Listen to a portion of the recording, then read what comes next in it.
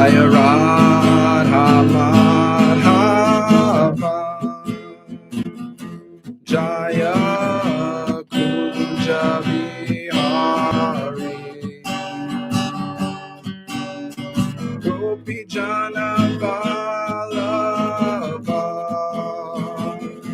Jaya Girivaradari, Yashoda Nandana Brajajana Ramjana, Yamuna Tiravanachari, Jaya Radha Madhava, Jaya Kunja Vihari, Hare Krishna, Hare Krishna, Krishna Krishna, Hare Hare, Hare Rama, Hare Rama, Rama Rama, Hare Hare, Hare Krishna, Hare Krishna, Krishna Krishna, Hare Hare, Hare Rama, Hare Rama, Rama Rama, Hare Hare.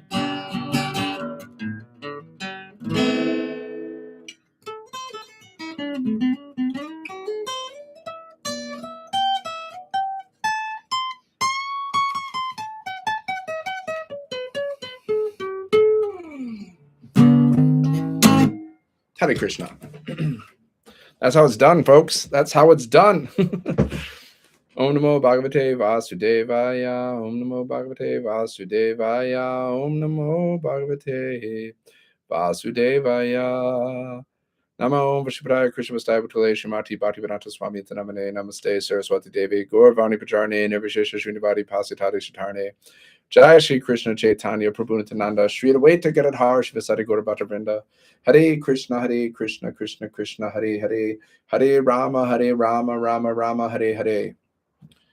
Okay, continuing on reading from Bhagavad-Gita As It Is. If you're new here, my name is Dan. I'm a former Marine. I'm a former monk, and I help people become more Krishna conscious. Okay, that's what I do, whether you like it or not. I don't care.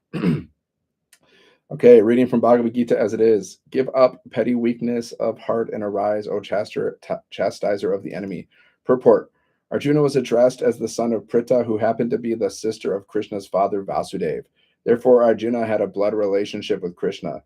If the son of a Kshatriya declines to fight, he is a Kshatriya in name only. And if the son of a Brahmin acts impiously, he is a Brahmin in name only. Such Kshatriyas and Brahmanas are unworthy sons of their fathers. Therefore, Krishna did not want Arjuna to become an unworthy son of a Kshatriya. So Kshatriyas have to fight, and Brahmas have to be pious. So Arjuna was the most intimate friend of Krishna, and Krishna was directly guiding him on the chariot. But in spite of all these credits, if Arjuna abandoned the battle, he would be committing an infamous act. Therefore, Krishna said that such an attitude in Arjuna did not fit his personality.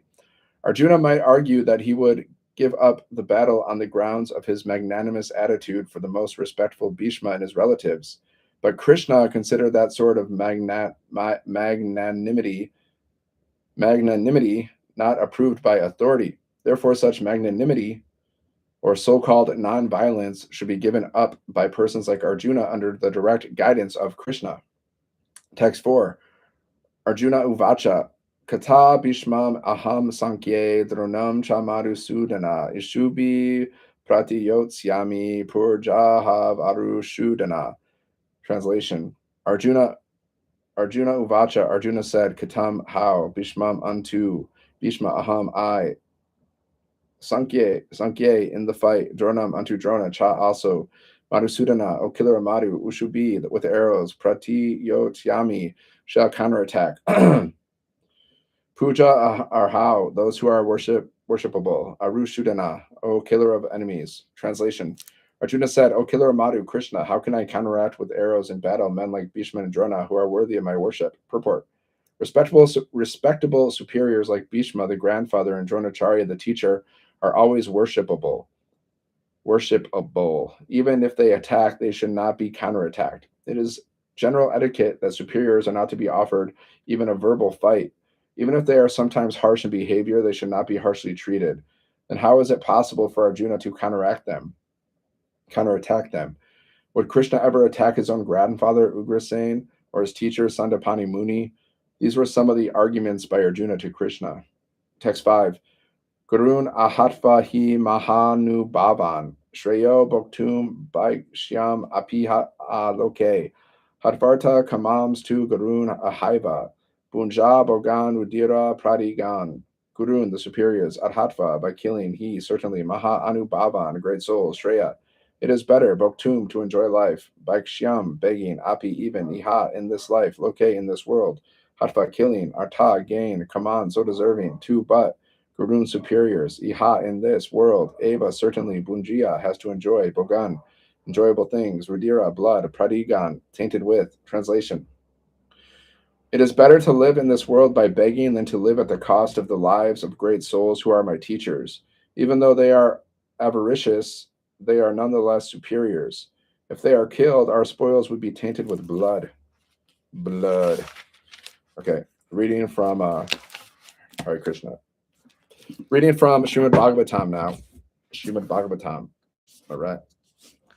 Let's read from here. Canto 1, Chapter 8. Word for word translation. Yaja Yitva, by performing Ashvamedha Yajna, in which a horse is sacrificed. Tam him, King Yudhisthira. Should be 3, Uttama, best. Kalpakai, supplied with proper ingredients and performed by able priests. Tat, that. Yasha, fame. Pavana, virtuous. Dikshu, all direction. Shata Manyo, Indra, who performed 100 such sacrifices. Eva, like. Atanat, spread. Translation. Lord Sri Krishna caused 3 well-performed Ashvamedha Yajnas, horse sacrifices, to be conducted by Maharaj Yudhisthira, and thus caused his virtuous fame to be glorified in all directions, like that of Indra, who had performed 100 such sacrifices. Purport. This is something like the preface of the performances of Ashvamedha Yajna by Maharaj Yudhisthira. The comparison of Maharaj Yudhisthira to the king of heaven is significant. The king of heaven is thousands and thousands of times greater than Maharaj Yudhisthira in opulence, yet the fame of Maharaj Yudhisthira was not less. The reason is that Maharaj Yudhisthira was a pure devotee of the Lord, and by his grace only was King Yudhisthira on the level of the king of heaven. Even though he performed only 3 yajnas, where the king of heaven performed hundreds. That is a prerogative of the devotee of the Lord. The Lord is equal to everyone, but a devotee of the Lord is more glorified because he is always in touch with the All-Great. The sun rays are equally distributed, but there are some places which are always dark. This is not due to the sun, but to the receptive power. Similarly, those who are cent devotees of the Lord get the full-fledged mercy of the Lord, which is always equally distributed everywhere. Okay. So Krishna pays more attention to his devotees, which is just natural. This is natural. Aman tra pandu putrams cha, text 7. Shaine yodava samyuta, tripayana debir viprai pujitai prati pujita. Translation. A mantra inviting Pandu Putran, all the sons of Pandu, Cha also, Shaneya, Satyaki, Uddhava, Samyuta, accompanied, Dvaipayana Adabi, by the rishis, like Vedavyas, Viprai, by the brahmanas, Pujitai, being worshipped, Prati Pujita, the Lord also reciprocated equally. Translation. Lord Sri Krishna then prepared for his departure. He invited the sons of Pandu, after having been worshipped by the brahmanas, headed by Srila Vyasadeva. The Lord also reciprocated greetings. Purport. Apparently, Lord Sri Krishna was a Kshatriya, was not worshipable by the Brahmanas. But the Brahmanas present there, headed by Srila Vyasadeva, all knew him to be the personality of Godhead, and therefore they worshipped him. The Lord reciprocated the greetings just to honor the social order that a Kshatriya is obedient to the orders of the Brahmanas.